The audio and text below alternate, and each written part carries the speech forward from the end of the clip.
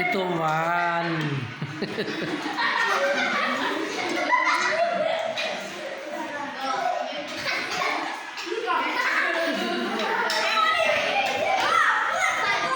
แซ่บเนาะแซ่บเนาะ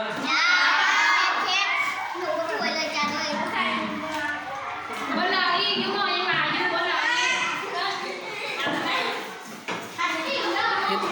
ต้มหวานมัดต้นพี่น้องเอ้ย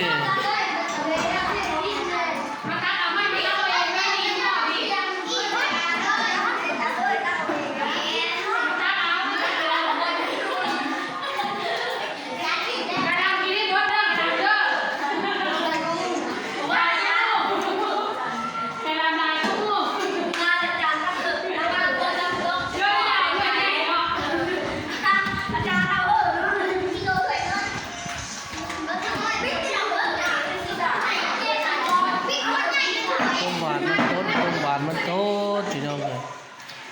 ข้าดังเฮียนเฮ็ดกิจกรรมต้มหวานมันต้นแซ่บบ่ครับยกมือเลยซุดดูด้วย